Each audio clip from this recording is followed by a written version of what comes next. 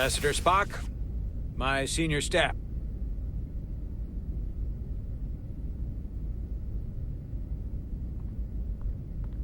It's not every day that a captain gets to welcome a Starfleet legend aboard.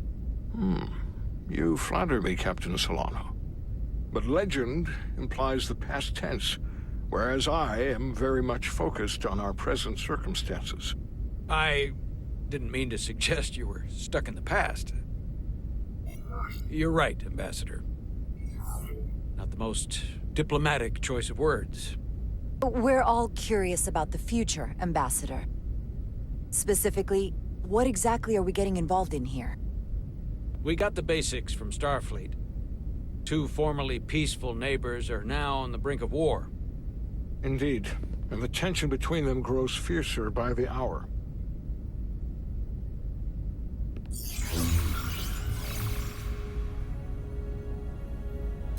Ilidia and Hotari. Ilidians are the more advanced species. They made first contact with the Hotari over a century ago.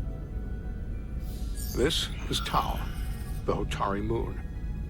It is rich in dilithium, and for decades, the Hotari and the Ilidians have shared a mining operation there. The Ilidians provide the technological resources, while the Hotari have served as the labor force. The stability of that arrangement was the source of their peace, until recently. The Hotari have suddenly and forcefully seized control of the mining operations and expelled the Ilidians from their system. That is the official story, as told by the Hotari when they requested Federation mediation. But the details remain scant. Communications between all parties have been limited by the ionic interference. Have the Ilidians retaliated against the Hotari? Or taken any action against them? Surprisingly, they have not yet responded in kind. They were open to a Federation presence, but it is unlikely the relatively primitive Hotari forces would stand a chance against the Ilidian fleet in open war. Left unchecked, this conflict will result in more bloodshed, which is what we are here to prevent. And the dilithium trade hangs in the balance. Clearly, the Hotari have been exploited in this relationship. Maybe we can persuade them peace is the more profitable alternative for everyone. They both profited from the mines.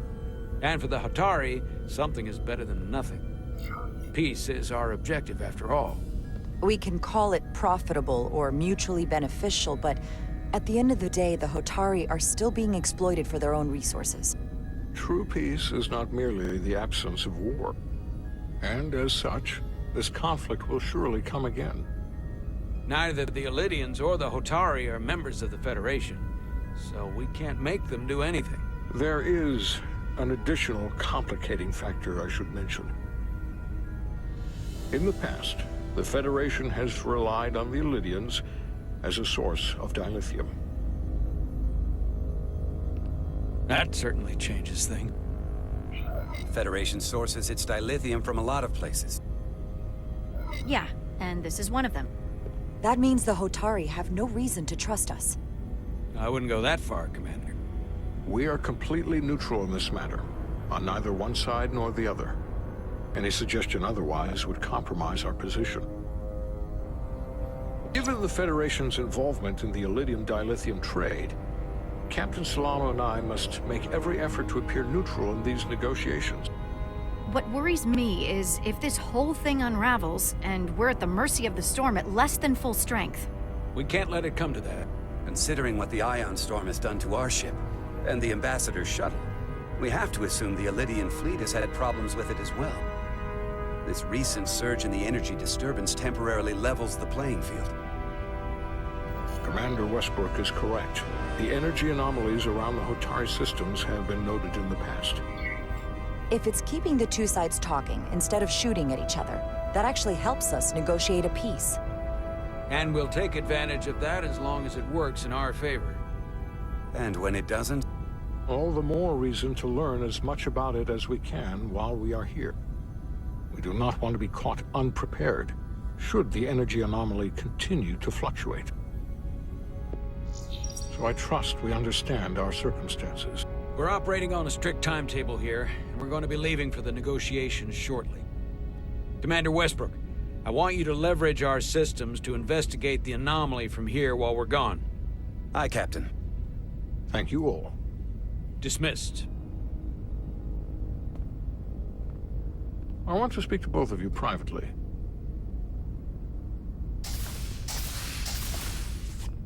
Ambassador Spock, I'd like to make a formal introduction.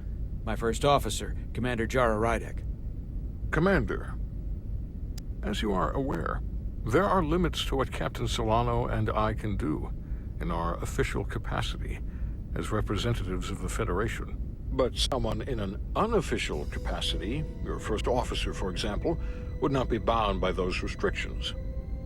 Commander Rydek could ingratiate herself to certain parties behind the scenes, where they may be more candid in revealing information that could lead to a resolution. She certainly goes her own way. I'm honored to be included in the negotiation process. You're not just included, you are instrumental. Well, I hope Commander Rydek will have more luck finding out what really happened than we will through official diplomatic channels. The fate of the negotiations, the interests of the Federation, and the prospect for peace may very well depend on it.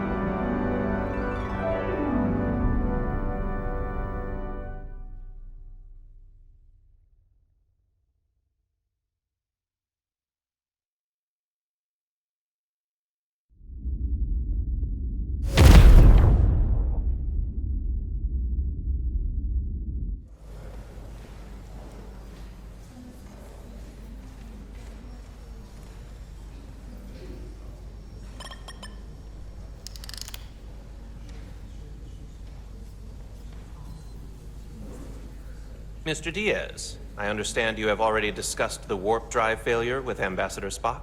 I have. It is imperative that the Ambassador's shuttle be flight ready.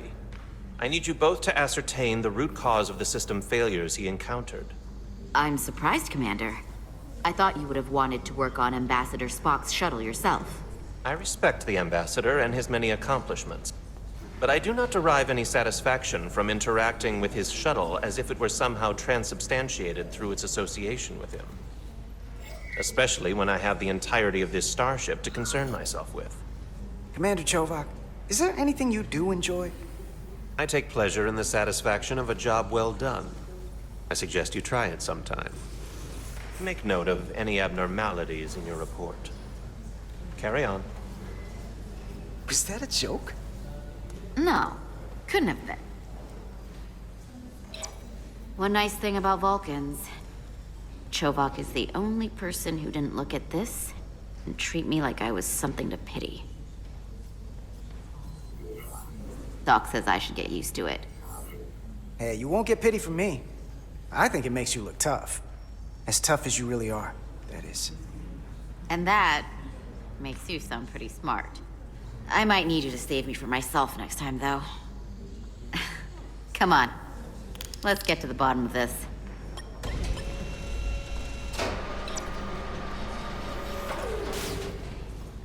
Ready to go? All set. Let's run the diagnostic.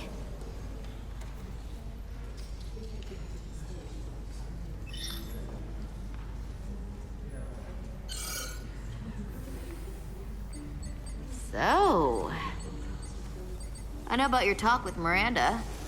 You do? She sent me a Priority 1 dispatch right after your conversation. I'm happy for you. Both of you. Thanks. But I'm only going to tell you this once.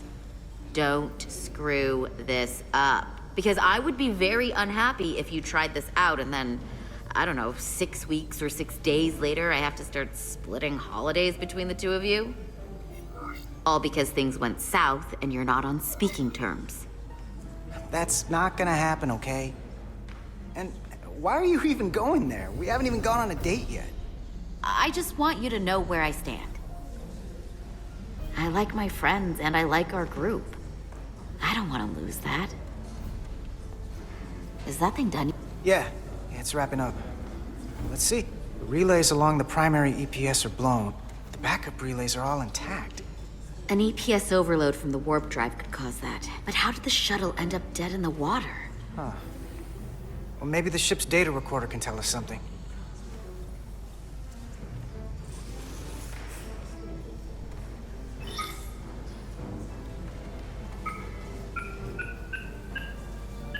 Here. They were only about 8 minutes from their plotted warp point. No faults, just those warnings. What are they?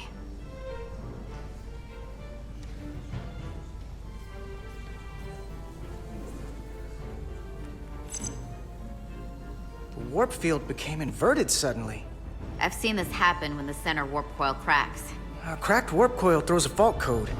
Still, we should take a look.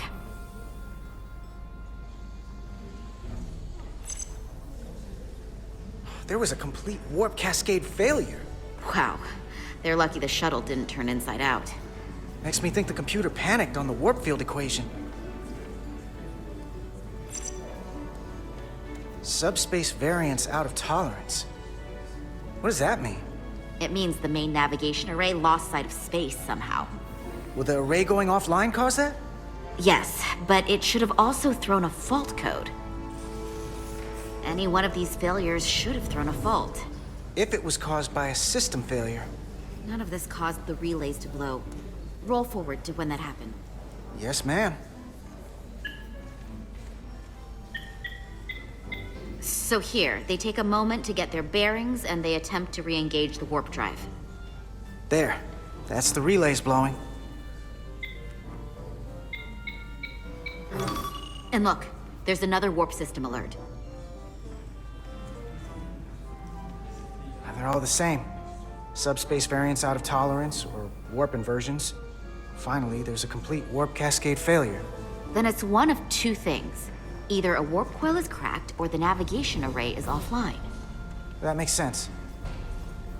Divide and conquer. You want to check the warp coils or the navigation array? I'll check the other. Let's not overcomplicate this. One of these systems is likely broken. I'll check the nacelles for a cracked coil.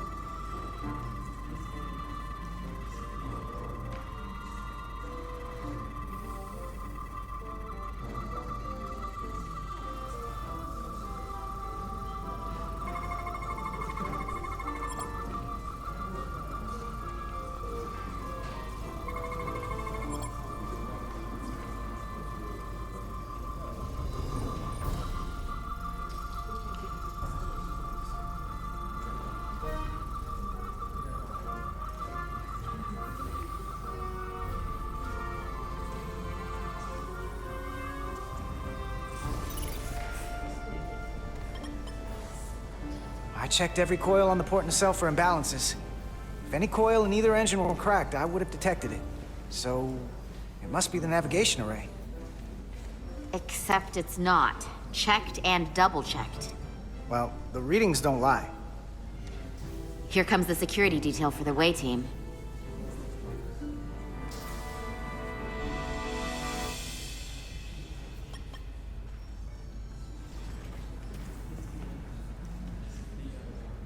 Hey. I'm not here. We're escorting the negotiating team to the surface as soon as they come down from the bridge. I don't want to interrupt some important work. I was just hoping to see you before I go. The captain and the others will be here in a minute now.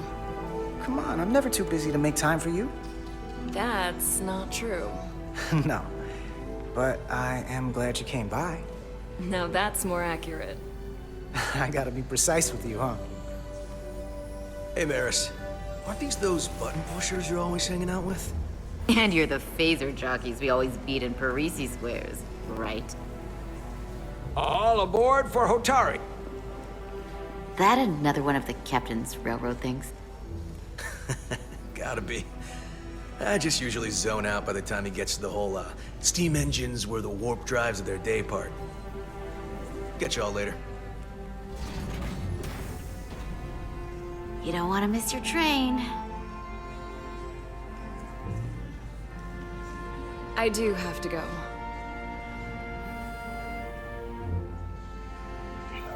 Not gonna lie, I'd rather not leave right now.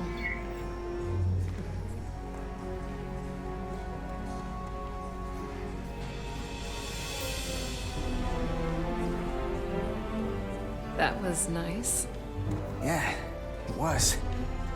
Save some of that for when I get back. We've got a deal.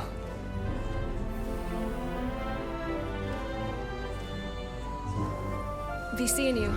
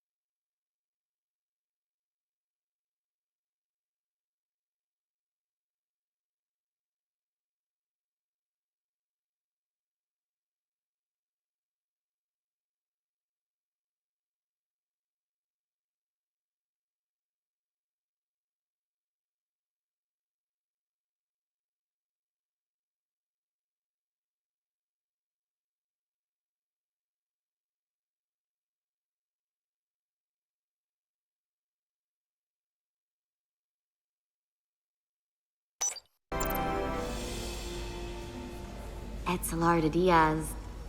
If you could float back down to reality, we still have a ways to go. All right, where were we? So, the warp coils in the navigation array are fine, but the nav computer doesn't seem to think so. I'm out of ideas short of field stripping the shuttle from bow to stern. You wanna take this out of the shuttle and throw it on the bench? Oh, real hands-on maintenance. I like it. Okay, the nav computer is patched into the ship. The ship's computer can double-check our work. If the shuttle's nav computer's putting out false data, we'll know it. Let's run through the shuttle's logs again. Running now.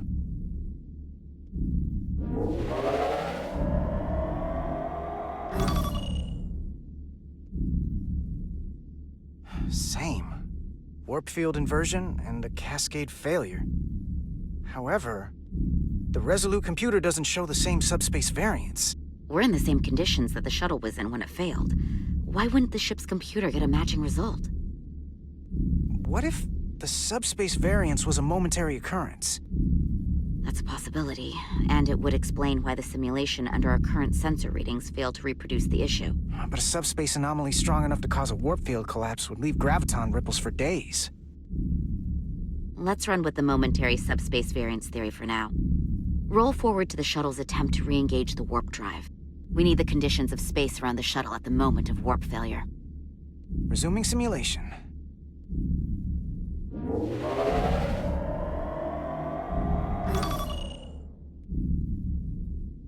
Error in warp field calculation. Cochrane formula variables are out of range. That right there. Take the shuttle sensor data from that moment. Computer, why did the warp field calculation fail? Warp field pressure returned non-orthogonal. Results are undefined. That doesn't help. Wait, what if we use a different ship? Put the Resolute into the simulation instead of the shuttle. Yeah, it should warp just fine. Unless... Computer, run the simulation with the Resolute. Resolute simulated. Computer, give me manual control on the warp power. Static field intensity, warp 1.1. 1.2. 3. Warp pressure is destabilizing. Error in warp field calculation. The warp drive has experienced a system-wide cascade failure. Warp field collapsed. Subspace variance is out of tolerance. Cochrane formula results are undefined. Bingo. What-o? The same moment when the shuttle failed to warp, so did the ship. Whatever happened to the shuttle just happened to us. The Resolute will not sustain warp. We can't leave Hotari space.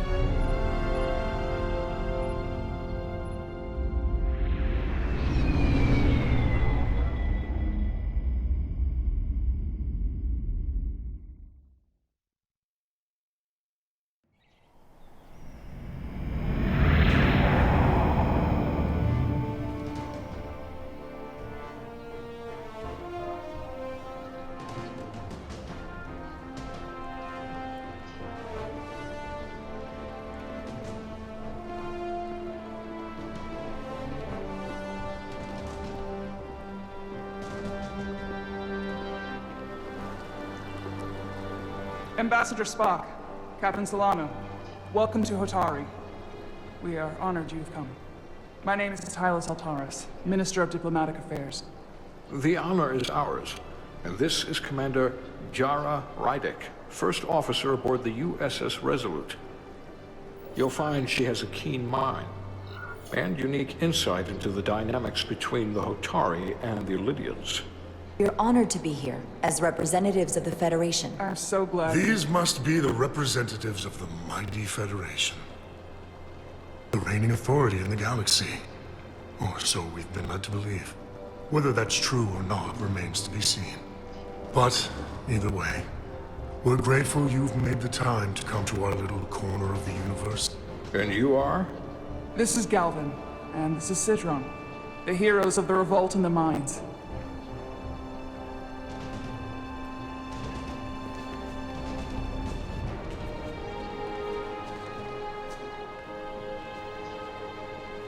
Let's hope this is the last time we ever have to come here.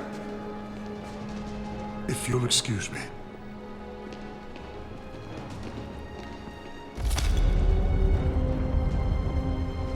I think we're about to begin. Did you hear the arrogance from that guy? I don't know what we're walking into here. But that guy was something. Something about his tone tells me this won't be easy. That was my sense as well. I doubt he speaks for all of Hotari. So I would urge patience until we speak with their queen.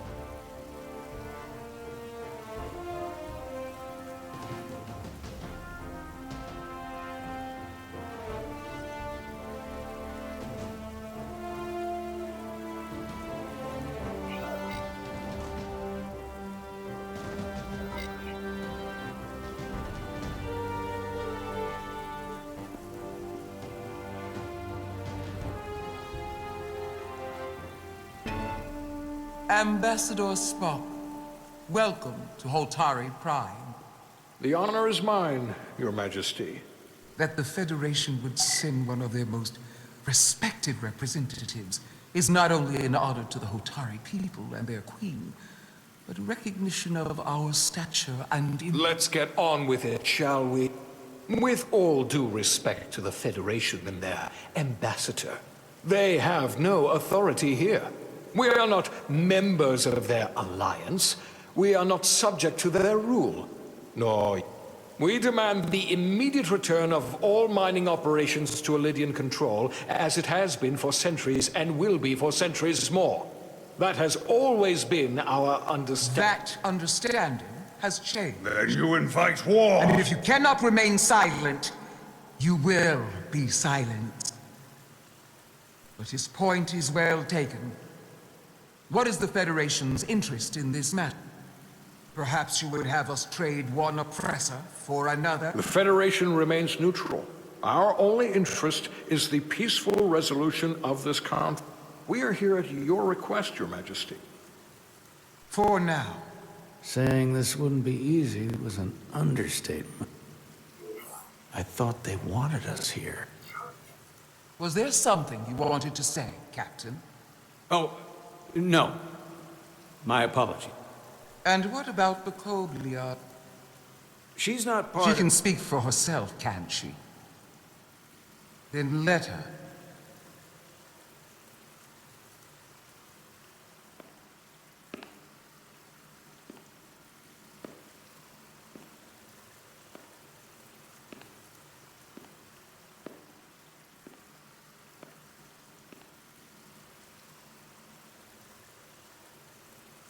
Now then, what is your name? Commander Jara Rydek, Your Majesty. Being a Kobliad, you would know better than anyone. Your people suffered brutal treatment at the hands of the Cardassians. Their injustice towards the Kobliad is as unimaginable as it is not unlike how we have been treated by the Elydian.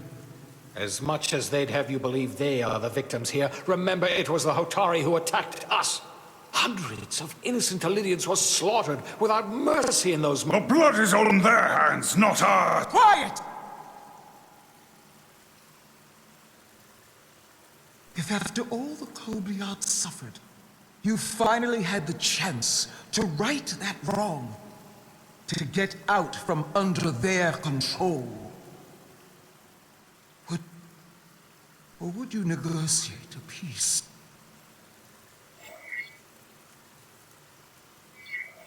There is no remedy for what the Kobliad suffered. And I fear who we might have become in pursuit of. There is no justice if the oppressed become the oppressor. So I would willingly accept a peaceful resolution if it were offered. That is the real opportunity. Perhaps, Commander Rydek. Perhaps. Unfortunately, that was not the case, was it? No, it was not. Peace is often elusive to those who need it most. The Federation is the most powerful, most advanced alliance in the galaxy.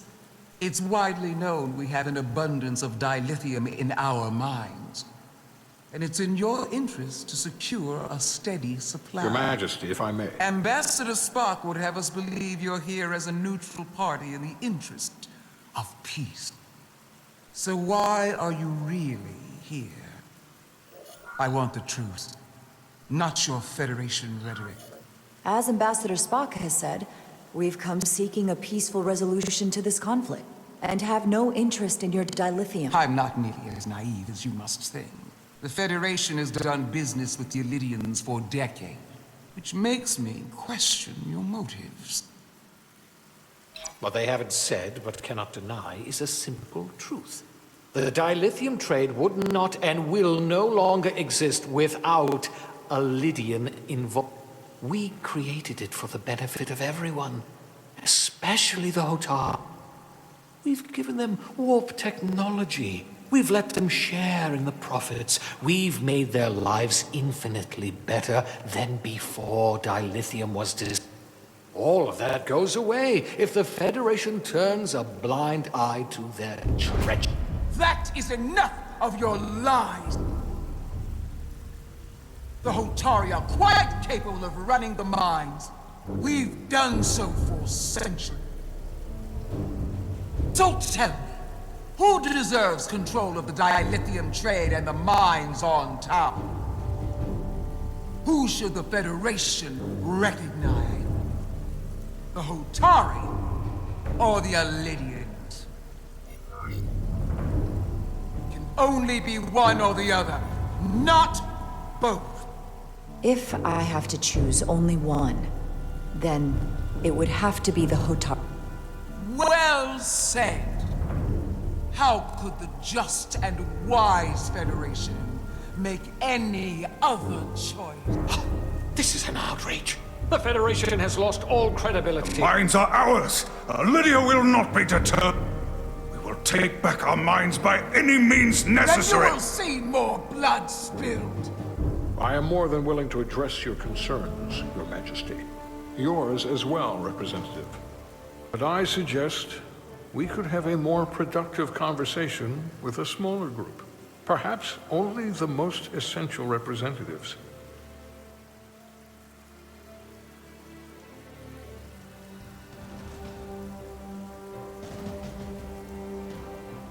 I suppose there is some sense to that.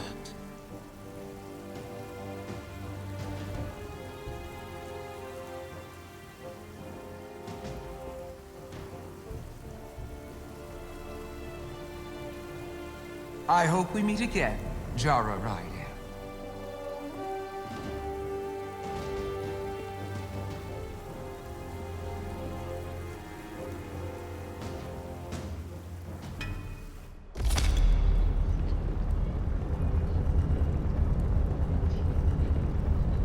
Spock and I will cover everything on the diplomatic front. You make nice with the locals and see if you can get some answers. We need to find out why the Hotari are so willing to risk war. What happened in those mines?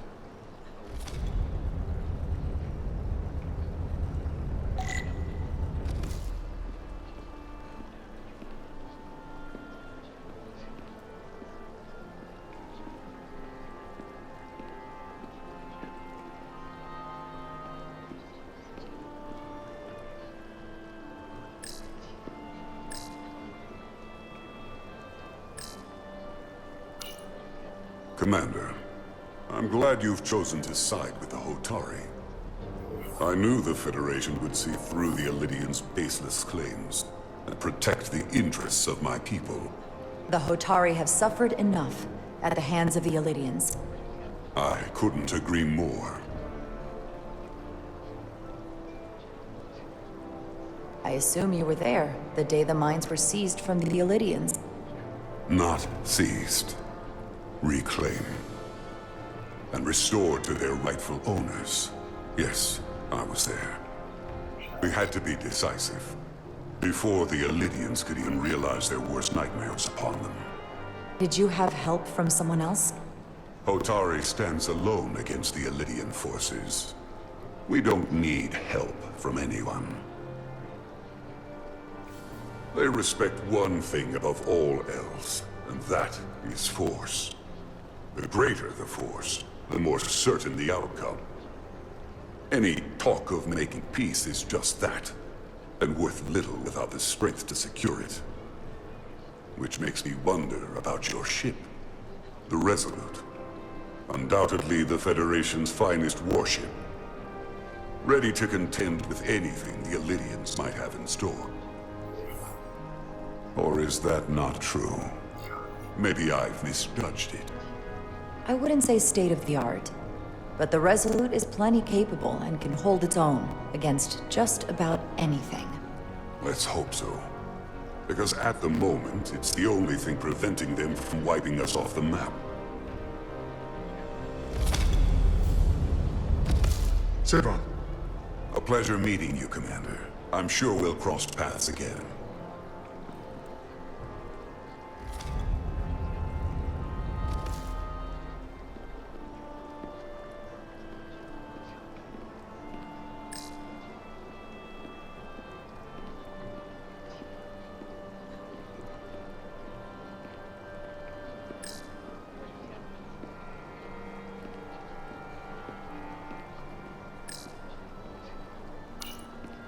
I'm probably not telling you anything you don't already know, but these negotiations rely on the Federation's neutrality, as does any hope you might have for a supply of dilithium in the future. So, why you would choose to side with the Hotari escapes me. Without Lydian involvement, there is no dilithium trade. We are and will remain completely neutral. Our only interest is the peaceful resolution to this conflict. As is ours. Of course, the question is, at what price?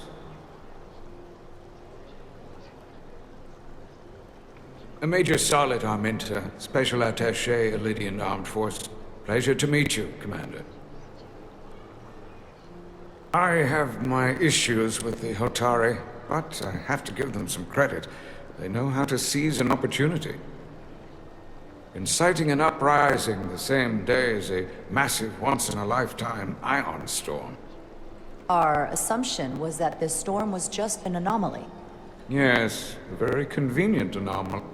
At least that was what we were told. Of course, I wasn't there. You sound skeptical. Well, the official story is that it was the storm that enabled the revolt. How else do a bunch of unarmed, unorganized miners seize control of an entire moon, much less thousands of miles? But I've talked to people who were there. They tell a different story. They say they're lucky to have escaped with their lives, that it was more than just the storm, that somehow the miners were able to harness the energy from the storm. I know it sounds crazy. I'm not even sure I believe it myself. You just answered your own question. How do a group of miners do something that in theory can't be done? That's how. Harnessing the storm. But, even if it's true, how does that even happen? You tell me. If you'll excuse me, Commander Ryder.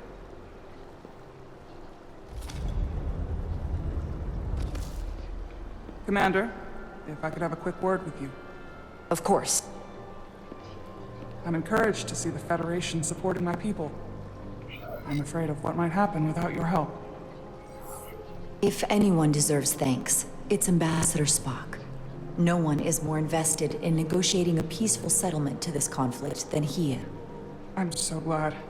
We need his help before the situation escalates further than it already has. It's been very trying. I saw you speaking with the Illidian. I'm sure they're painting themselves as the victims. The Illidians are under the impression the Hotari are somehow the cause of the ion storm. Which I'm sure they attribute to our lack of experience or sheer inferiority. But we are as much the victims of this horrific storm as they are. For the first time in our history, the Hotari have the upper hand. We see ourselves as strong instead of downtrodden. New voices have risen up. Old voices shouted down. Galvin and Sidron have become national heroes. Now, they have the Queen's ear. Better or worse, depending on your perspective. I assume they've taken your place. I was one of the Queen's most trusted advisors. And I hope to prove myself worthy of being so again. Which is why you are here. My fear has been that the Illidians will launch an attack and crush us. You've seen their starship, no doubt. They could have retaken the mines whenever they wanted to, but it never happened. And as strange as this may sound, I'd almost say they're afraid. I just don't know what they're afraid of. It's still the same bluster and bravado you would expect from... But it has no teeth. Like they're afraid of what might happen. Do you think it has something to do with the ion storm? Right now, it's stronger than ever, isn't it? It's entirely possible. I'm not a scientist, but I do know the storm has knocked out all kinds of systems. So maybe the Illydians weren't willing to risk their ships, given all the interference.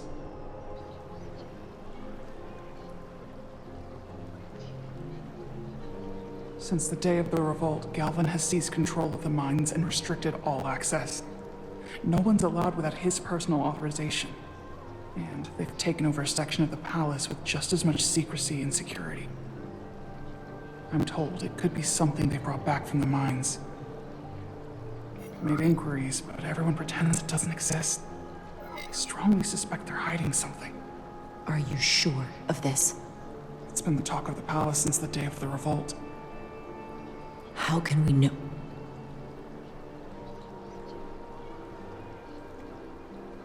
I'd better see what's happening. Do you think you can find out what they're hiding?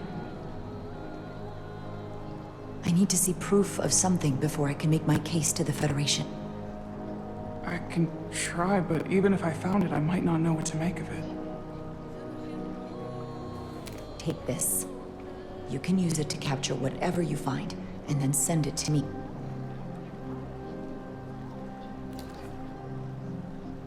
Thank you. I will let you know what I find. And I look forward to our meeting again.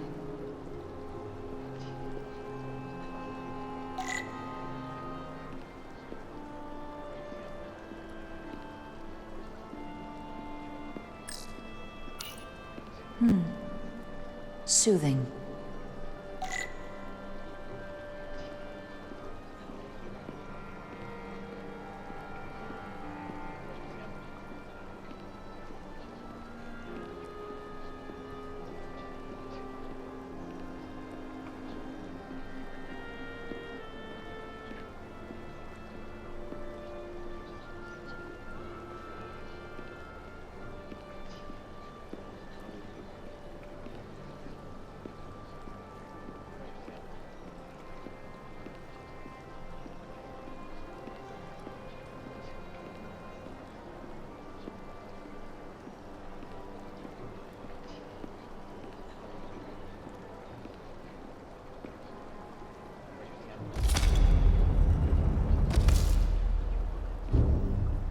Well, that was a disaster. What happened?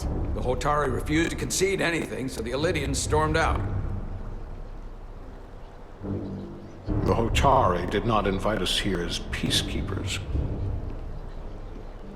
I hope your efforts were more fruitful than ours.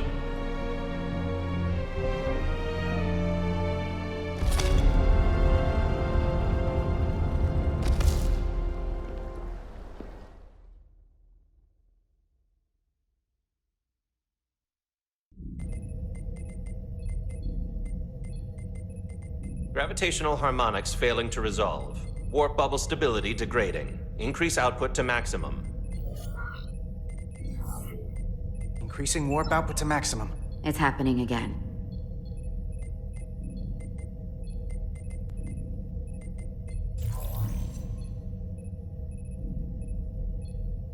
It is evident that presently, the Resolute cannot achieve warp propulsion. Since our diagnostics rule out any problems with our warp systems or anything about the ship, the problem appears to be the fabric of space itself. Space itself? You're saying something about this region of space prevents warp travel? Prevents it, or can't sustain it. However improbable, that appears to be the case.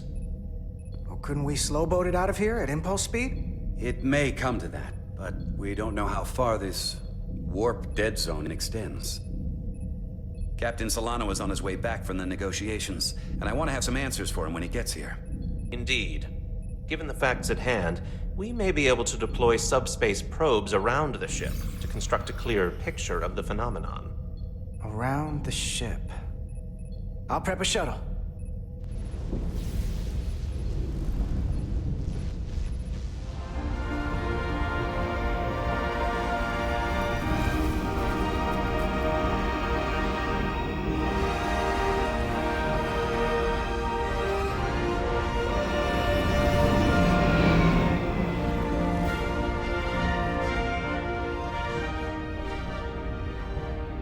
I'm setting up a waypoint at a distance roughly corresponding to the edge of our warp field. When we get there, I'll deploy the first probe.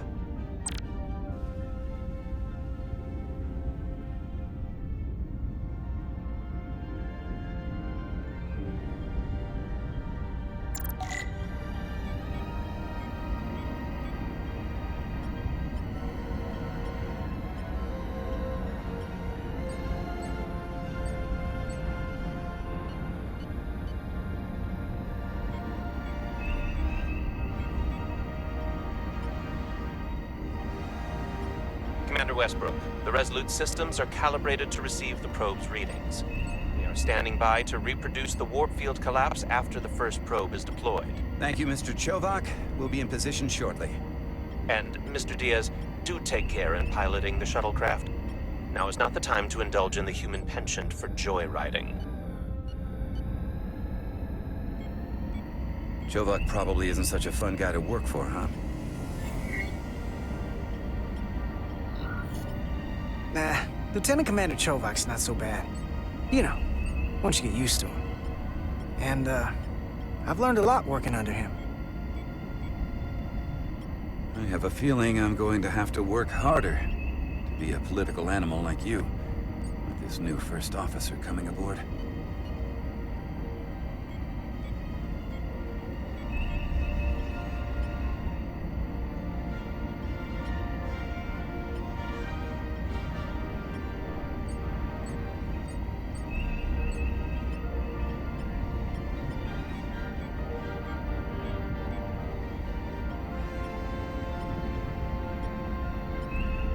This is far enough.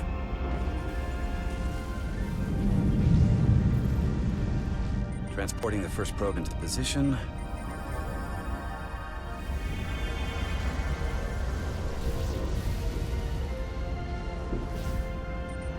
Westbrook here. The first probe is deployed. Understood. We are reading it. We are about to replay the simulation.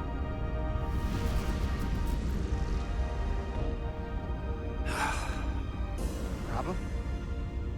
I just can't get a handle on her. Commander Rydek. She rejected my plan to use a deflector pulse against the storm surge. But on the other, she did listen to my advice and use the whole polarity trick to get you through that excursion alive. I'm not saying there's anything wrong with the new XO. I'm sure she's a fine officer, even if we don't see eye to eye. But she didn't go through what the rest of us did. You know that. And it's hard to figure out why she'd be the one Solano chose instead of, well, one of us. I've heard some good things. You should at least give her a chance. I'll take that under advisement. Test is running. Warp field collapse in 3, 2, 1, mark.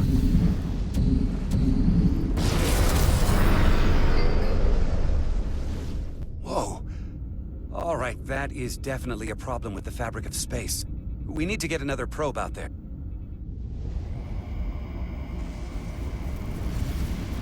With 2 points of data, the Resolute and the probe, we've managed to get an interference pattern. I'm setting a waypoint to a particularly strong area of interference. We'll deploy the second probe there.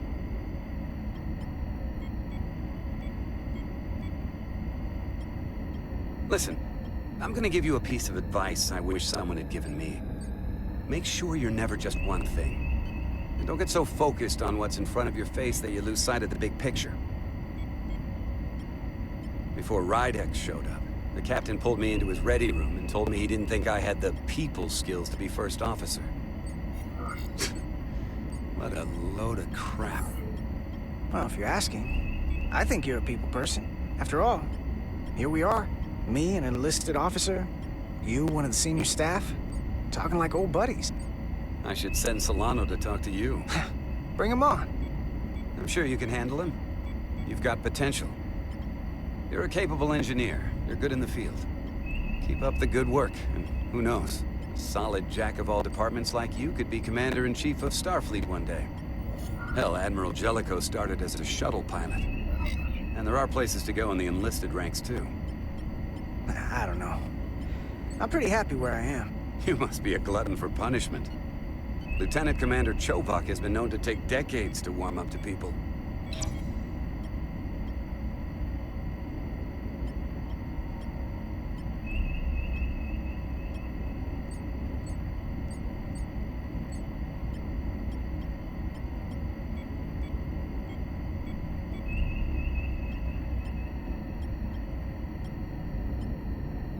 Here. This is close enough. Stop the engines.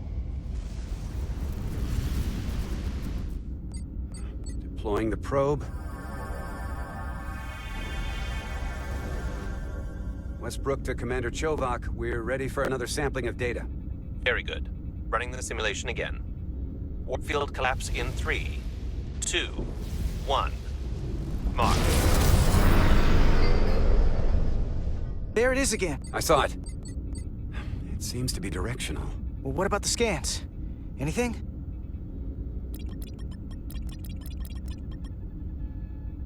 Here's the readings in relation to our local space. We've got the Resolute, Otari Prime, and the probes. All this interference is overloading the sensor buffers. We're gonna have to triangulate the sensors manually.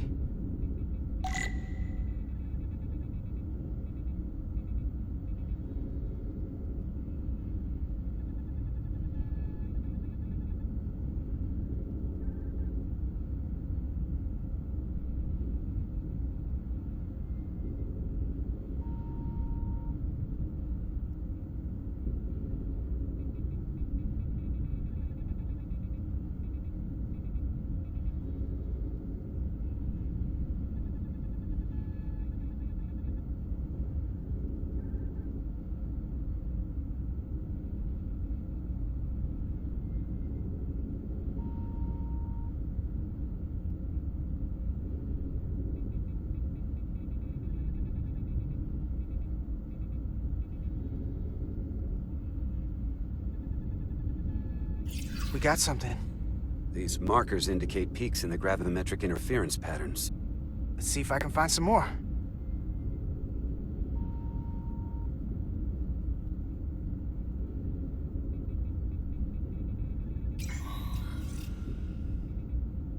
Hold up. This is coming from the moon. A beam that blocks warp travel. Aimed right at us. Someone is doing this intentionally. I don't know how they're doing it. This is like nothing I've ever seen. Why would they be doing this? We came here to help these people. And now we're getting hit by some warp-killing weapon? Now, look here. It's current readings of the ion storm. These concentrations... they line up with the interference pattern. The storm and this beam, they're coming from the same place. Carter, whatever petty local conflict brought us here, it's just a small part of something much bigger.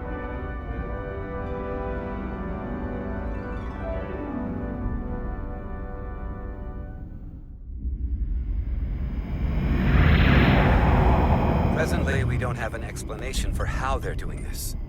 But one thing is clear. This is no fluke. Thank you, Mr. Westbrook. I want a full briefing when I'm back on board. Solano out. A targeted weapon that inhibits warp travel. Coming from the moon Tau. That would explain the difficulties my shuttle encountered. More importantly, the tenor of the Hotari during the negotiation. And here I thought the Elydians would be the problem. Coming to peace talks in a warship. This wasn't supposed to be so complicated. For all their posturing, every indication is that the Elydians are afraid of the Hotari. They didn't bring their warship as a threat. They brought it because they're scared. From everything we witnessed, I would say that is highly likely. But what are they afraid of? Tylus, the Hotari representative, said she thought they found something in the mine. Galvin and Sidron brought it back to the palace, but they're keeping it under tight security. She's going to investigate it. I gave her my tricorder. I expect she'll contact us soon. You found an ally. Why would Tylus help us? Go behind her people's back? It's a fair question, considering. She doesn't like the way Galvin and Sidron have been manipulating the situation. And the Queen. Working with us to go around them isn't the same as betraying her people. That may be true. She's certainly more likely to help than the other Hotari we've met. That raises another question.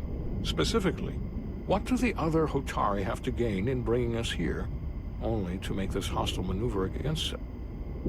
There must be some motivation. Unless they changed their minds between when they asked and when we got here. Given their indifference to the negotiations, and what we now know about this warp-disrupting weapon, it's almost as if they want to start a war. And Sidron was convinced the only thing the Illidians respect is force. I would say he's right about that. But at least they know when to hold back. But that does not explain why they would turn their aggressions against us. I don't think the Illidians know what's really down on that moon either. Major Armintas said the revolt defied explanation. That the Hatari miners somehow harnessed the energy of the storm. Harness the energy of the storm? Doing that is beyond even our capabilities. So is a weapon that disrupts warp travel. There have been civilizations and entities, both past and present, far more technologically advanced than the Federation. The Illidians and Hotari don't fall into that category. But that is all the more reason to investigate further.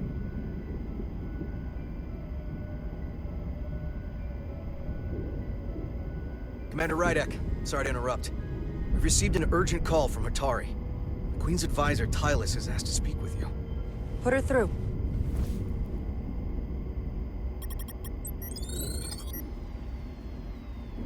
Galvin and Sidron are still with the Queen. I've enlisted help to gain access to the room they have under guard. I don't have much time. I'm not supposed to leave my post. It's only for a moment. I so appreciate your help.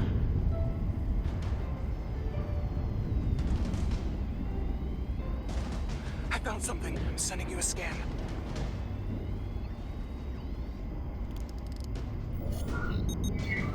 Got it. Tylus, if we needed to gain access to the mines on Tau, is that something you could help us with? I suppose it wouldn't be easy, but I have to go. Tylus. Can we reconnect? Sorry, Captain. We've lost all contact. We can only hope she escaped without harm. It was hard to tell. We have to help her. Send another shuttle. We're not maybe... doing anything yet. Not until we know more. Let's see the scan of whatever the hell that was.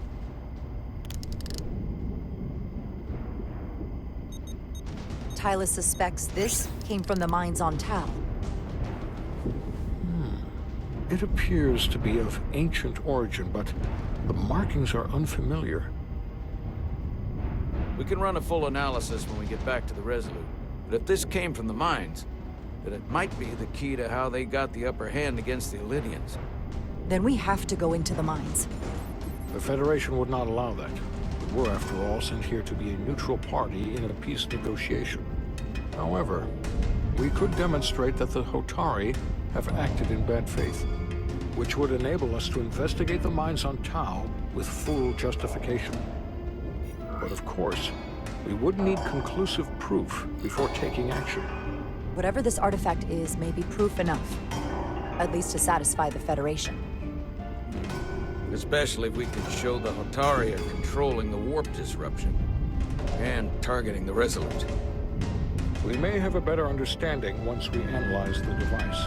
But a mission to the mines, covert or otherwise, is not out of the question. And I will handle the Federation.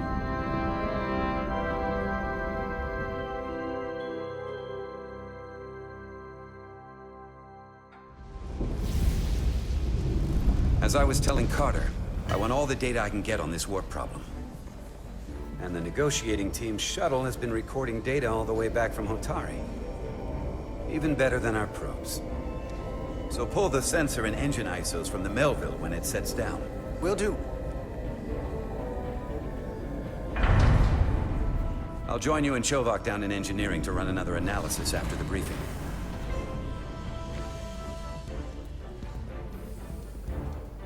I didn't like this warp problem when we thought it was some astronomical anomaly. And I like it a hell of a lot less now that we know someone is doing it to us.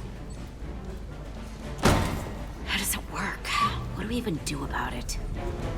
What do you say we pull these chips and find out? Took some damage on the way.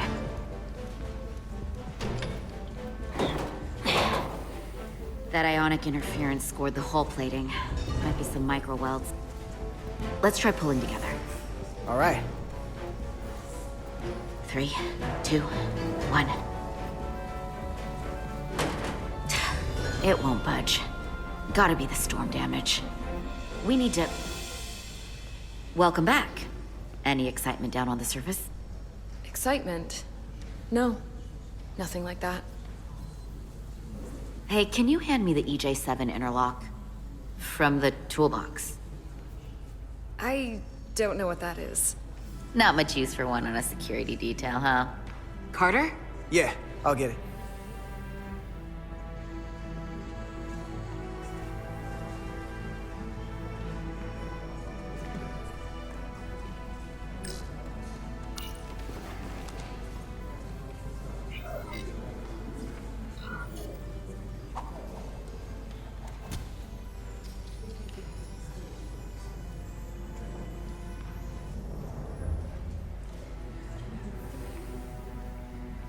Okay, I'll apply pressure while you decouple the panel.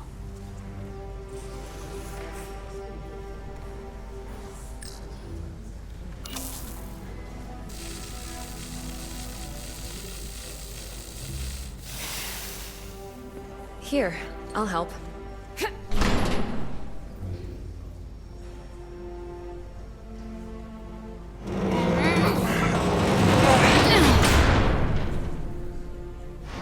We've got this. Open up and say ah. Thanks for the hand. We have to get these isolinear chips down to engineering. No problem. You really know everything about these ships, don't you? The tools, the systems. Like a walking Starfleet technical manual. What can I say? I'm good at what I do. I can see that. Come on, start pulling chips.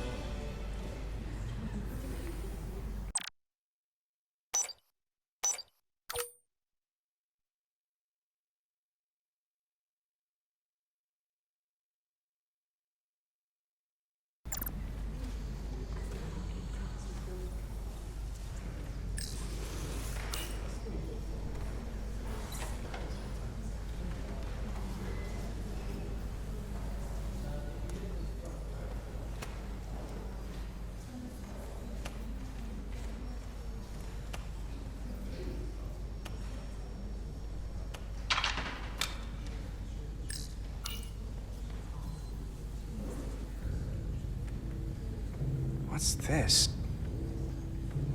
Some kind of crystal formation?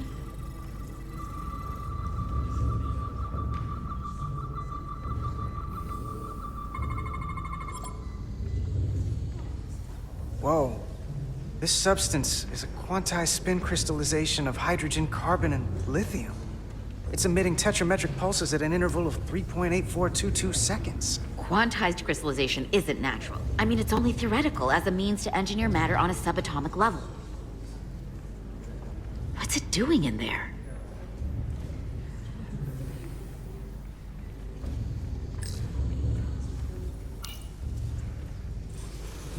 Wait. Regulation 364, subsection 9.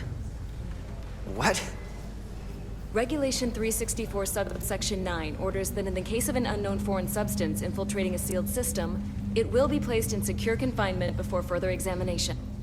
Retrieve a containment module. Don't you think we're more equipped to deal with whatever this is? No. Before anything else, this is a security issue.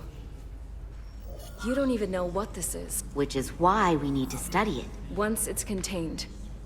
Well, if it's not natural, then someone might have put it there. It could be a tracking device. Some kind of sabotage. Or even a bomb. Which is why we need to get it to the containment lab. Come on. I can't make an exception. Not even for you. I'm still going to report these crystals to Commander Westbrook when we send the shuttle data. And I will inform my superiors. I'm taking this just as seriously as you are. but I overheard talk about the warp disruption on the shuttle. Now these crystals? Maybe this situation is more than we can handle with just a science vessel. We could trigger a distress call, get Starfleet to send more ships, or I could send a message to my old CO on the Adirondack. Get some combat-tested vessels. We're at the edge of the quadrant. Help isn't just gonna pop over like we're in Sector 001. Wouldn't hurt to try. You talk like you've never had your backs up against a wall before. This is Starfleet. We solve our own problems.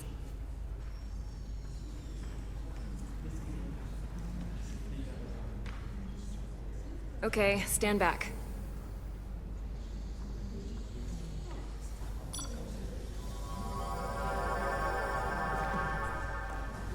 Get this to the containment lab. We'll get it set up for you. I'll let you know when it's safely confined. Oh, we'll be there. Last thing you want is to study this down in main engineering and have it explode next to the warp core.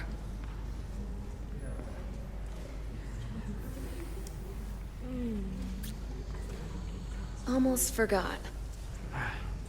Can't have that. For a second, I thought she'd gone cold on you. Like she might have changed her mind. But I guess this whole situation has her spooked. Maybe she knows more than us? Or it's because this is all happening so fast? Yeah, there was something a little off about her. Like that talk about sending a distress call? That was pretty out there. She was probably just thinking out loud. I'm sure she'll come to her senses. This mission has enough complications stacking up. Now, we'll get through it. You, me, and Miranda too.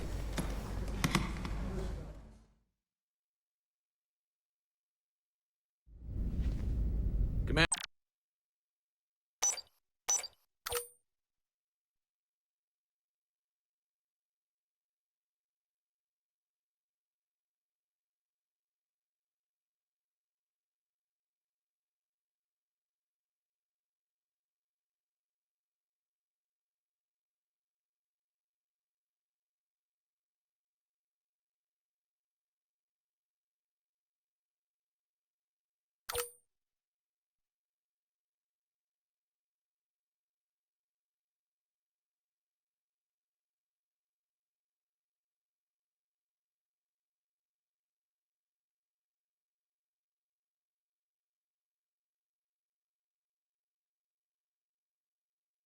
Rydek was able to work behind the scenes during the negotiations and made contact with a representative from the Hotari delegation named Tylus. She mentioned an unusual artifact of unknown origin being held under tight security within the Hotari Palace, which she believes came from the mines on Tau. Now, this artifact might have a connection to the revolt, to the storm, and to the warp disruption we now know has been targeted at the Resolute. Commander Rydek, if you want to take it from here. Of course. Tylus managed to infiltrate the heavily guarded location within the palace and sent us these scans using my tricorder. It appears to be some sort of control panel, possibly connected to the warp disruption weapon originating on Tau. Of particular interest is this symbol, which we couldn't identify the origin of. The Federation database has records from a vast number of civilizations. If anyone from Starfleet has come across this before, the system should recognize it. Cross-referencing with Federation records. Displaying symbols from Federation database with a 90% probability of match or higher. Select a symbol to further analyze.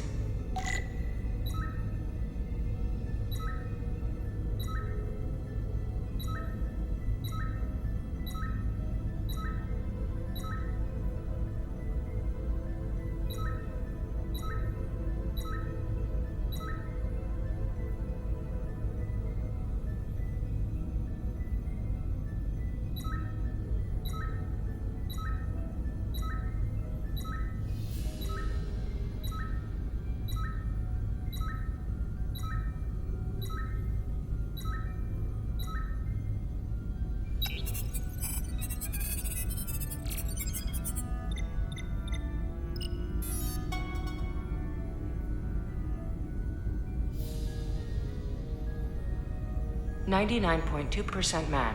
Got it.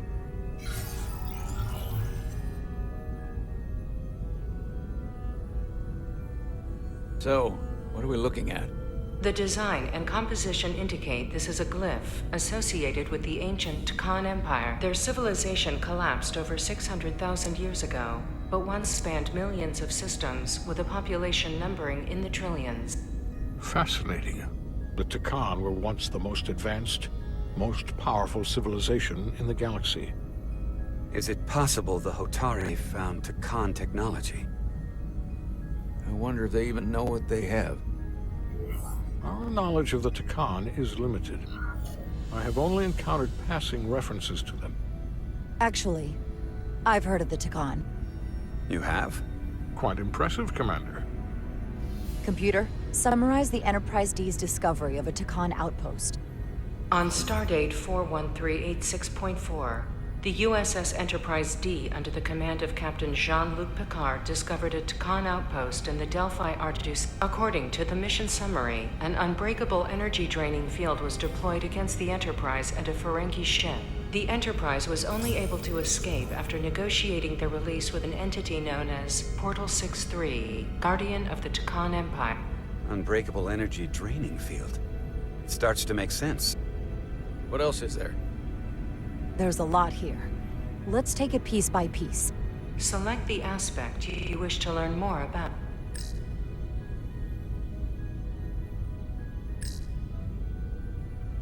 The technology to capture and hold the Federation flagship would have to be unbelievably powerful.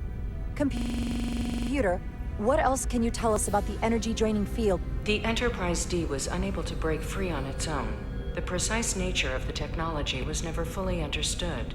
Only that the crystalline technology used was beyond the comprehension of then-current Starfleet science. The engineering team found a quantized spin crystal formation in the shuttle you took to Hotari. They registered tetrametric radiation coming from it. We have Takan technology on board right now? We might. I'll run a full analysis in the containment lab.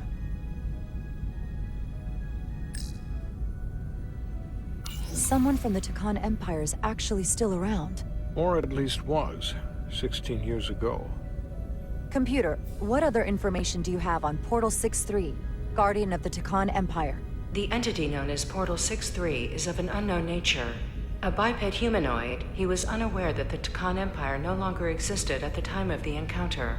He was able to control the crystal-based technology of the Takan outpost through apparent telepathic means. It was by his choice that the Enterprise was released from the energy draining field after Commander William T. Riker of the Away Team argued on behalf of both Starfleet and the Ferengi. Telepathic control of their technology.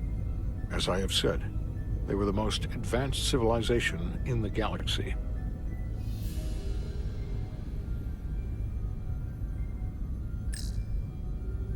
What sort of planet is Delphi Ardu 4? Delphi Ardu 4 is an M-class planet, a barren rocky world with little to no vegetation and frequent ion storms. The giant crystals that grow there absorb energy, but it is not understood how they do so. The entire Delphi Ardu system, consisting of 11 planets, was considered completely uninhabited until the encounter with Portal 63. Frequent ion storms. That can't just be a coincidence.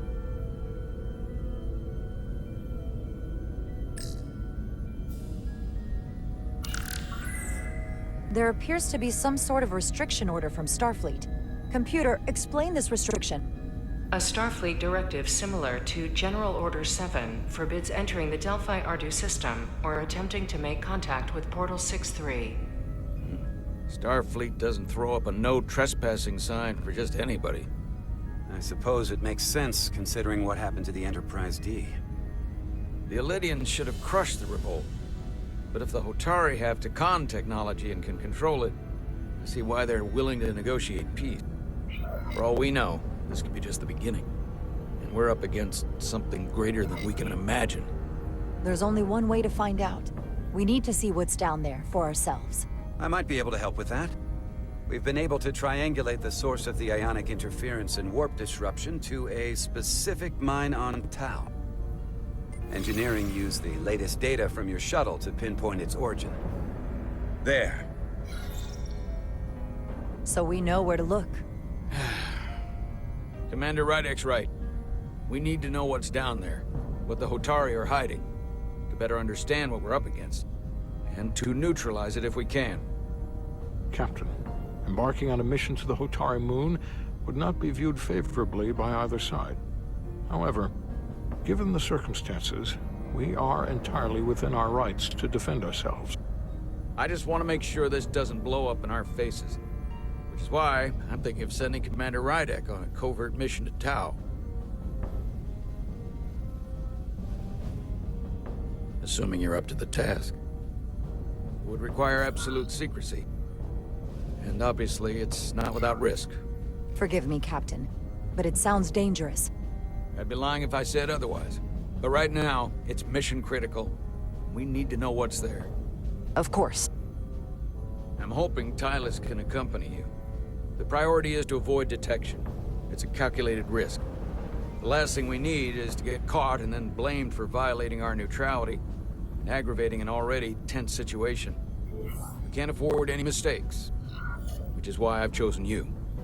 Tylus will be essential to my success. Not only her knowledge of the mines, but her ability to gain access, particularly now that we know which mine we need to get into. Make sure she understands the need to keep this covert. She's not going to want her people to know about this. Get in touch with Tylus and make the necessary arrangements as discreetly as possible. Bridge to Captain Solano. The Illidians have moved additional ships to the edge of the Hotari system. Current heading is straight for the homeworld. Understood. It would seem we no longer have the luxury of waiting. In that case, may I suggest you and I return to Hotari Prime? Doing so will provide Commander Rydek as much time as possible to complete her mission. Agreed. We'll hail the Queen's delegation from my ready room. We all know what we need to do. Dismissed.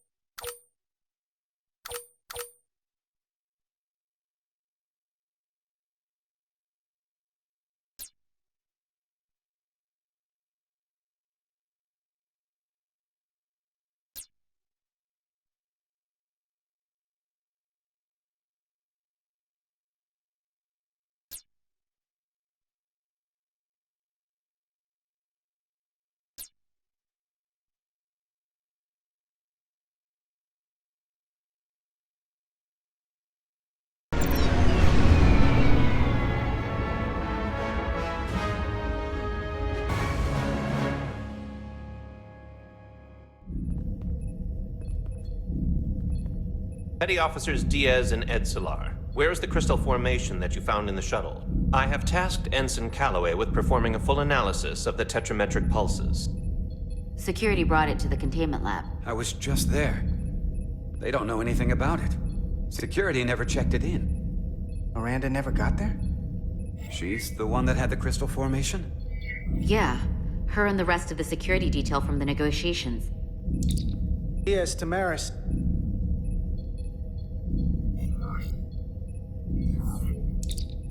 Carter Diaz to Miranda Maris. Commander Westbrook to Petty Officer Miranda Maris. Respond. Something's not right. She's still on the ship. She has to be. Computer, locate Petty Officer Miranda Maris. Petty Officer Miranda Maris is in the isolinear storage array on Deck 5. I'll go find her. Good. I am sure Mr. Diaz can attend to this on his own.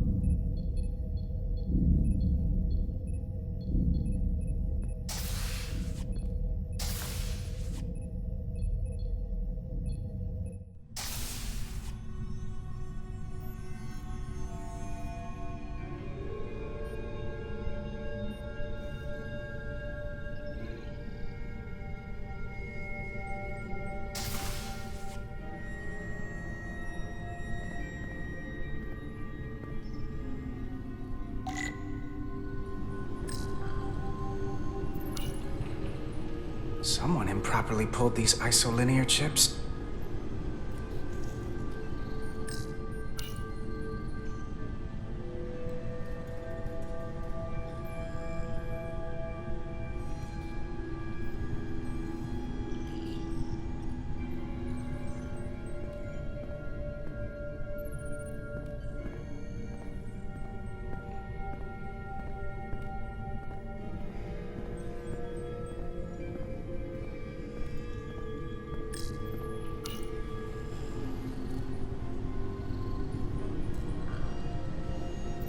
This.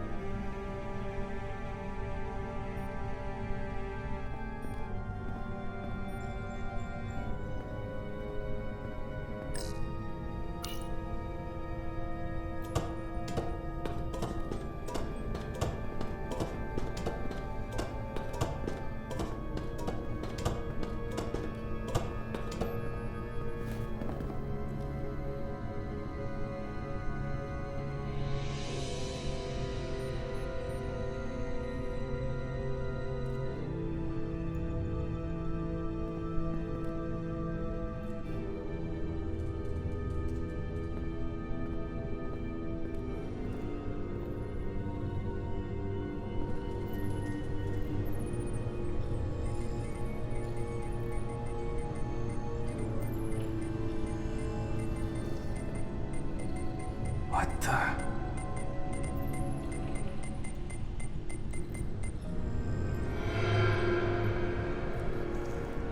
Oh, it's just you. I'm busy right now. Why don't you come back later? What's the matter? Were you worried it was gonna be someone else? No. I mean, I'm glad it's you. But I'm through here, so I can't stay and chat. I have other things to do. Sorry you came all this way for nothing. But hold on a second. Commander Westbrook said the crystal formation we found in the shuttle never made it to the containment lab. He sent me to find you. I don't know why he'd say that. I brought the crystals to the lab myself. Whatever he told you, he got it wrong. All I know is where I left them. Westbrook wouldn't lie about that. Are you really so sure? I just said he wouldn't. Then maybe he's mistaken. I don't know.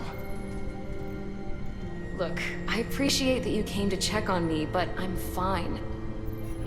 You worry too much. We're on a starship. Miranda, you can be honest with me. Are you in some kind of trouble? The crystals are missing, and now I don't even know what you're doing in here pulling ISOs. Will you drop it? I don't like being interrogated, Carter. Hey, wait up!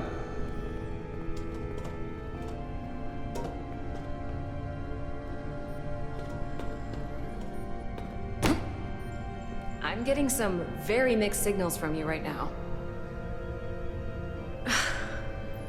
I'm sorry. I'm under a lot of stress right now. Just tell Chovak or whoever I don't know where the crystals are, and let me go about my business. I know we have some things to figure out.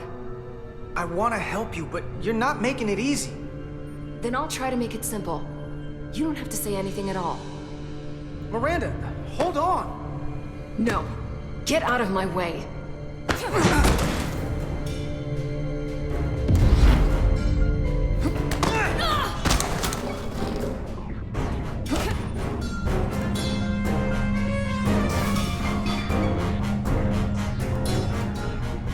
So I see you found each other.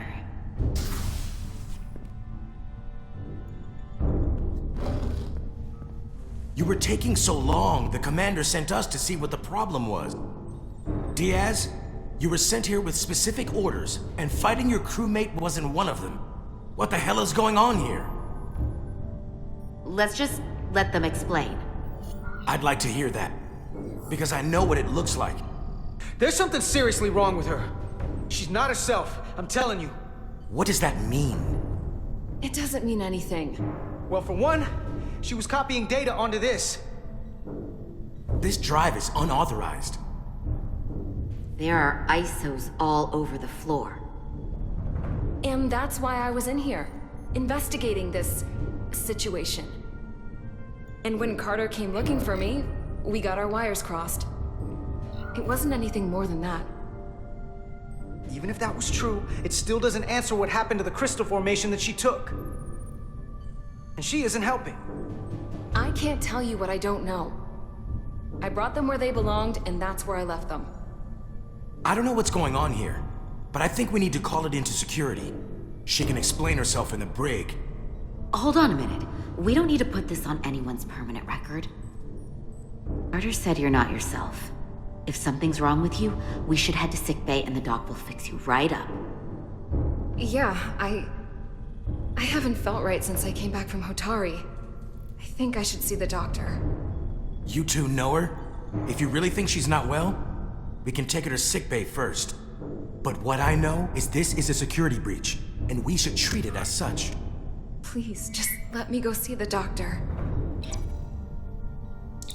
This is Petty Officer Diaz. I need a security team to Deck 5. This is unbelievable.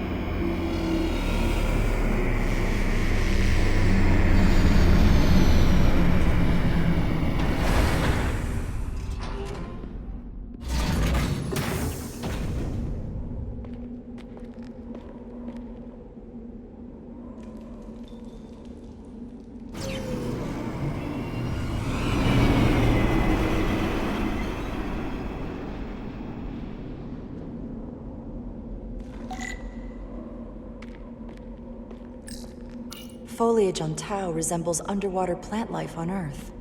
The universe is full of mysteries.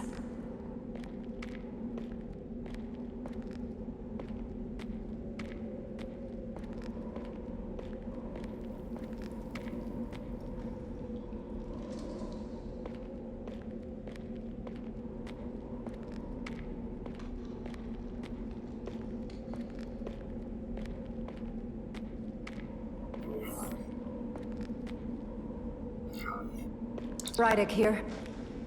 This is Zermatt. Any trouble getting to the surface? I'm really starting to miss transporters. As long as this storm is around, you'd better learn to like shuttles. But if you can find the cause of the interference, we might be able to get back to transporting. As if I needed another incentive. We both know there's a lot more than that riding on this. Fair enough. You'll need to get in and out of the mine undetected, so I hope Minister Tylus can help in that regard. So do I. And to keep this covert, we'll refrain from contact unless absolutely necessary. Understood. Rydick out.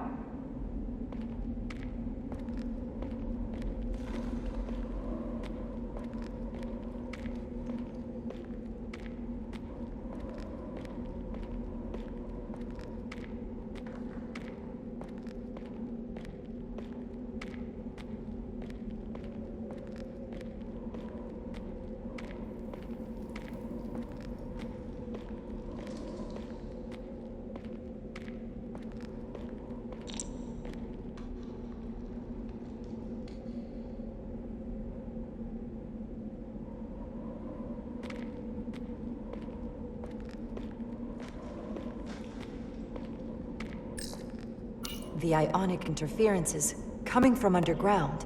I should find a safer way down there.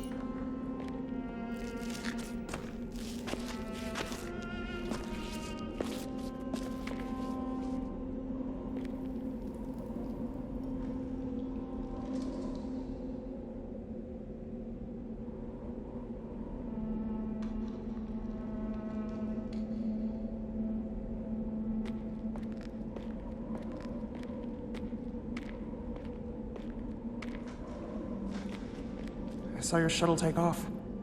Hopefully no one else did. It's good to see you. Even under these unfortunate circumstances. When you called to give us a scan, it sounded like they caught you. I was worried you'd been hurt. It was nothing I couldn't handle. Lead the way. I'll fill you in on what we've learned about the situation. Follow me.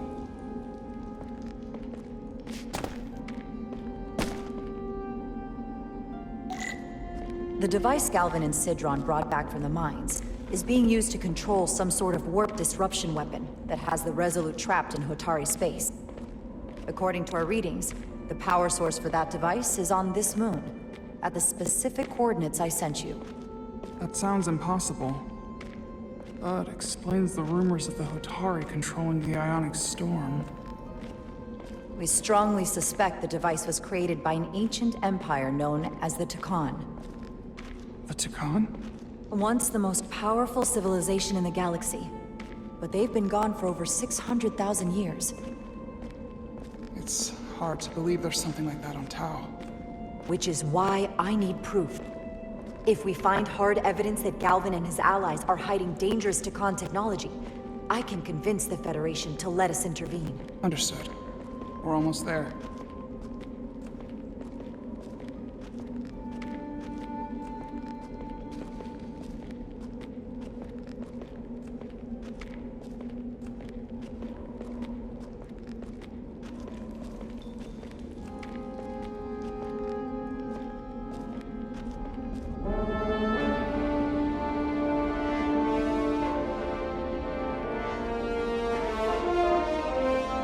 That's the mine?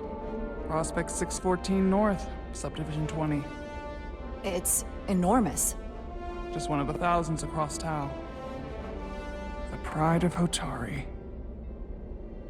How do we get inside? The structure that circles the mine has entry points for transporting equipment into the lower levels. They're guarded, but nothing I can't get past using my authority. Well, that's good to hear. As long as you can avoid being seen, I should be able to talk my way past any miner. And provide a little distraction for you in the process. How do I avoid being seen? You don't use the door.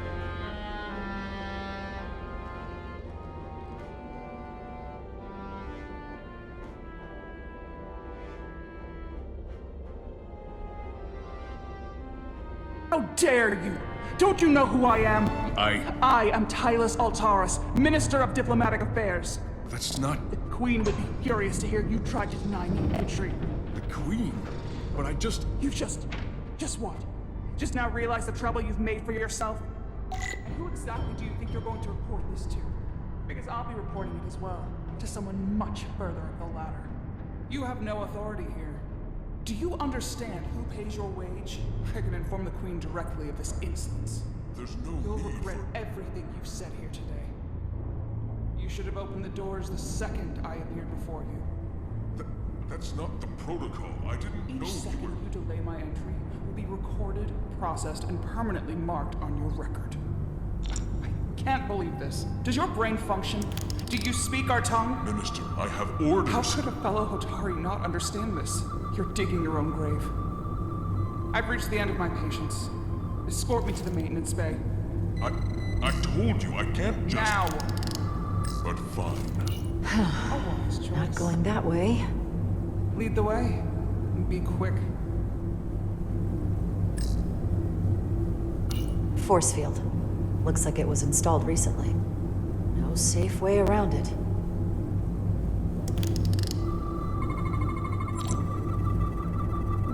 Okay. Let's get a look inside you.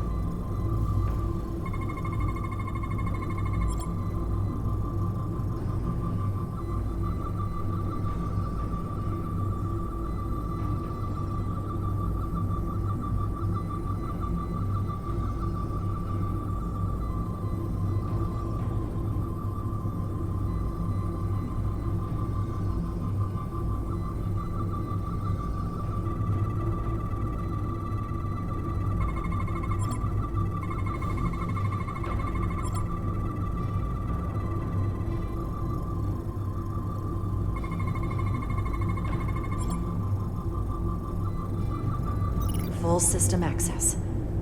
Let's see if I can just... Bingo.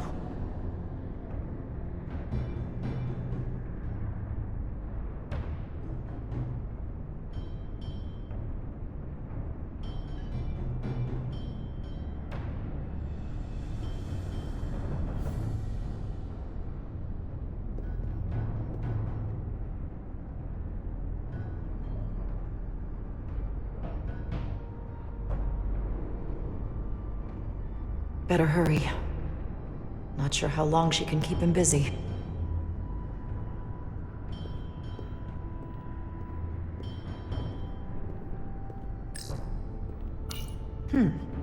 Might be rigged to only open for registered users. No control panel here. I should take a look with my tricorder.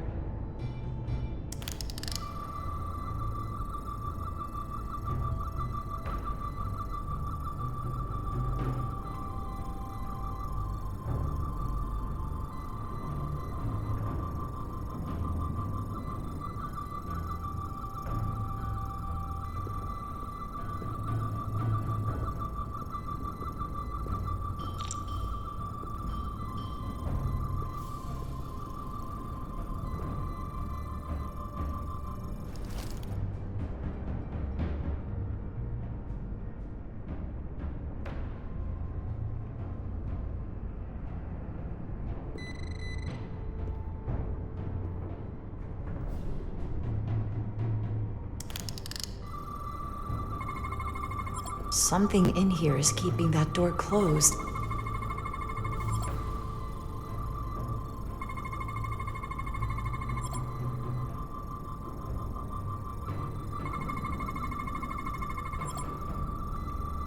Got it. Should remove the security check on the door.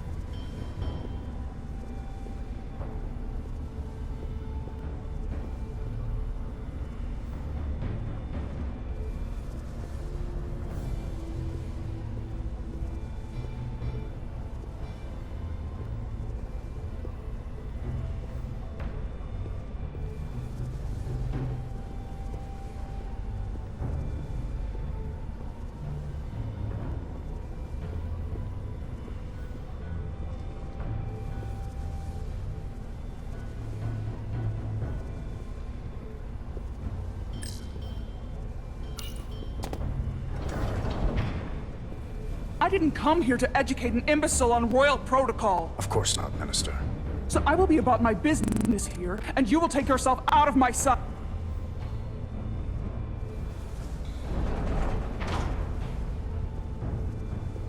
There you are. You really let that guy have it. It worked, didn't it? I'm used to having to throw my weight around. I'm impressed. I didn't know you had it in you. There's a lot you don't know about me. Underestimate me at your peril. The catwalks were booby-trapped. Galvin and Sidron have gone to great lengths to keep out the uninvited.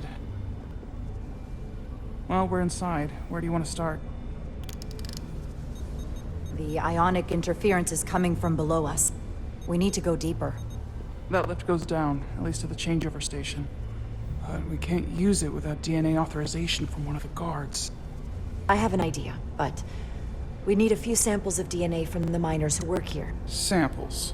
Fingerprints, sweat, blood. Which will trick the machine and get us control of the lift. That's the theory. Let's test it.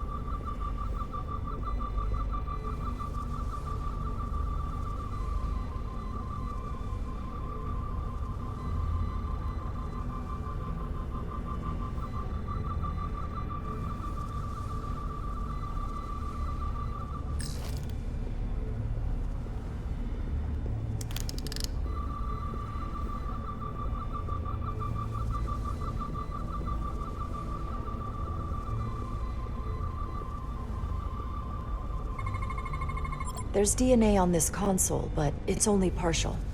I can't use this. Maybe because we're outside. The weather out here could dilute any DNA samples. What about inside that structure? That's where the workers spend most of their time. Good idea. An Illidian console. All the managerial technology in the mines is Illidian. So they can keep an eye on their investment. That's how it is.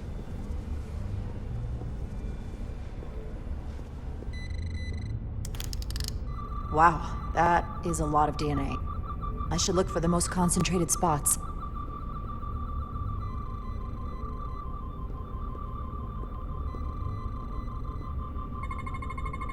Not concentrated enough. I should try somewhere else.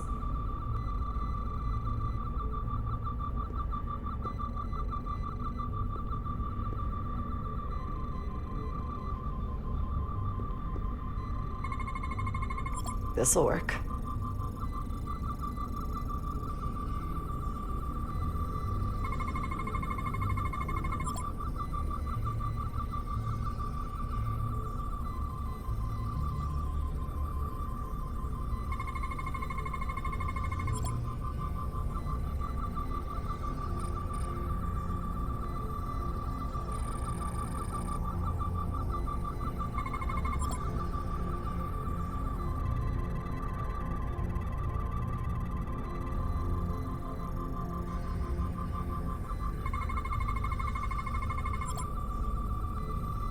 That's a stable DNA sample. It's only partial, but a few more should do it.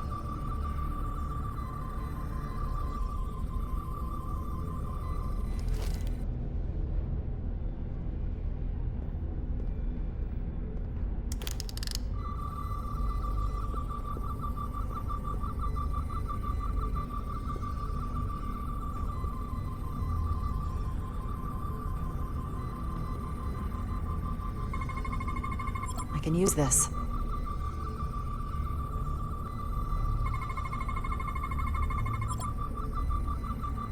Good.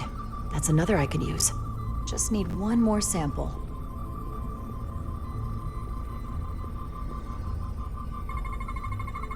There's gotta be stable DNA here.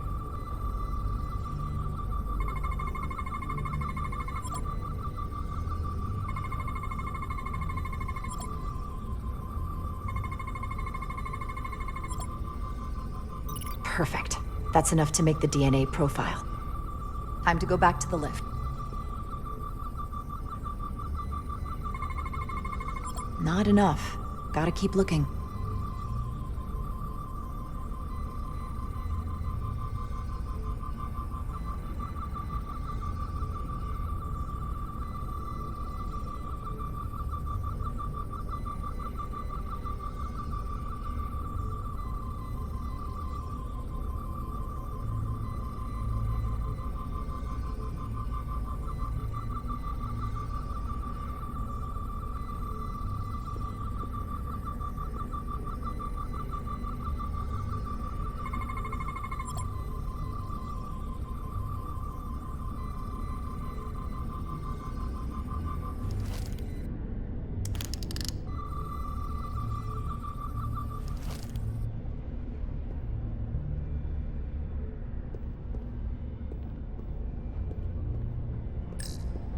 Hotari must be tough on the inside, too.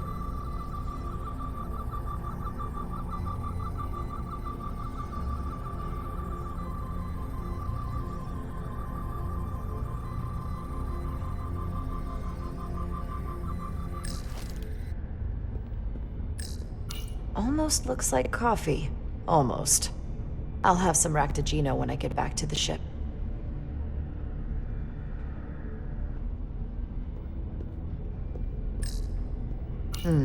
Leftovers. I should give this a scan. Some kind of glowing mineral being used as a light source. Might want one of these for my cabin, actually.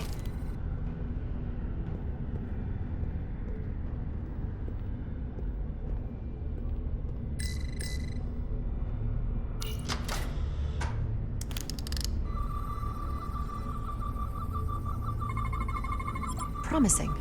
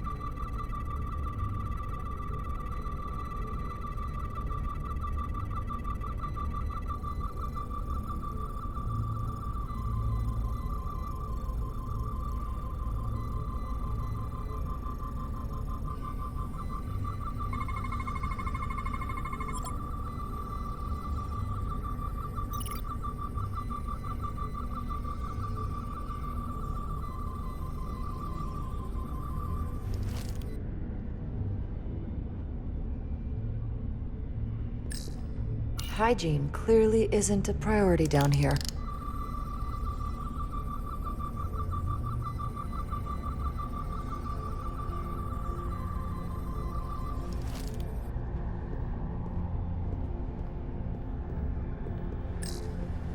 You're not coming inside? There are some things I'd rather not smell. Ah.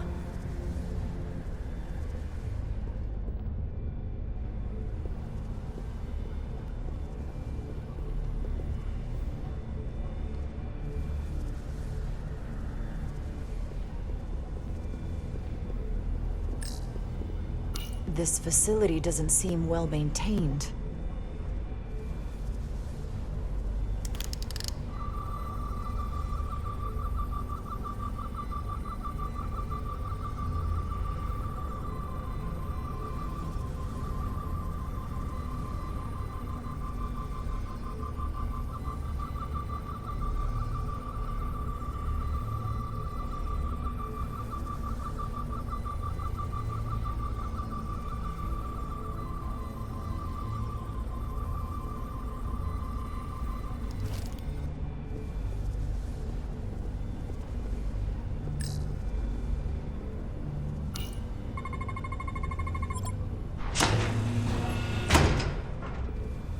It worked.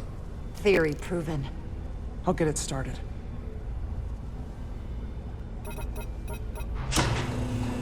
Ready?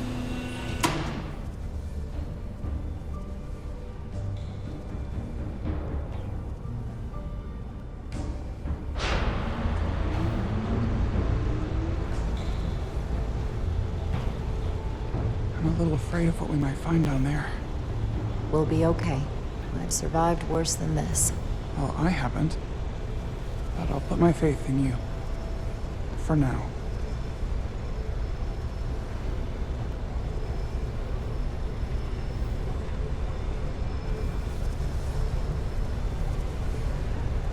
Jara. No, stay back. There's a guard at the station. You'll have to hide.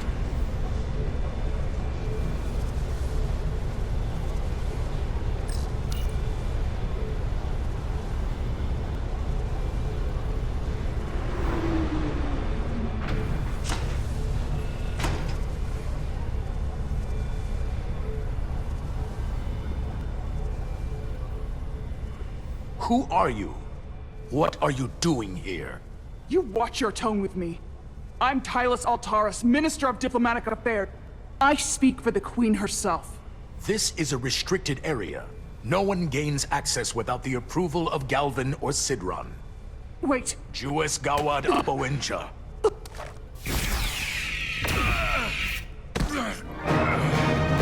Are you all right? I don't know. Are you injured? No, I thought if I could talk my way through like always, I'd be fine, but... I'm a diplomat. This isn't what I do. I've never even fired a weapon. This is just... It's real now. I wasn't ready for this. Hey, I'll keep you safe. Can you? I was a tactical officer before I was posted to the Resolute. I know my way around a phaser. You saw how I handled our large friend here. I suppose that is somewhat reassuring. My authority has never been challenged like that. It meant nothing to him. So we should assume any Hatari we encounter from here on can't be reasoned with. Agreed. The only loyalty they have down here is to Galvin and Sidron. Can you switch over the lift? The guard should have a scan card that will allow us to operate the switch.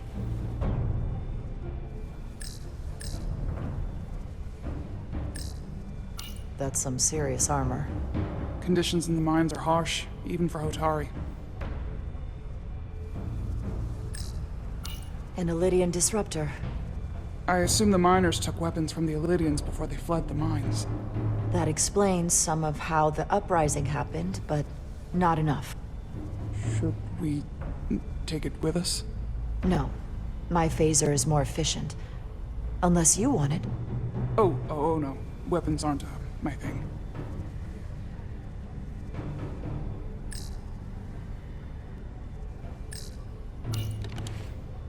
Got it.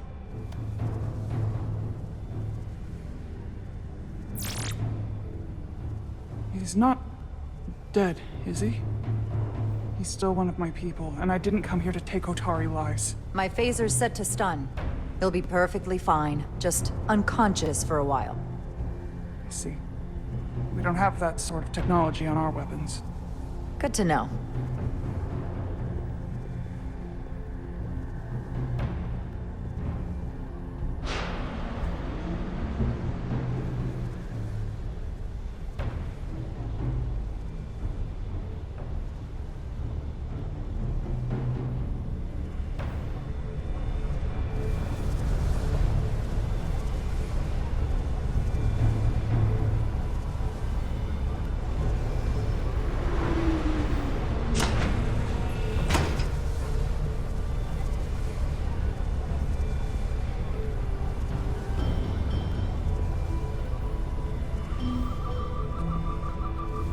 The energy readings are emanating from this tunnel.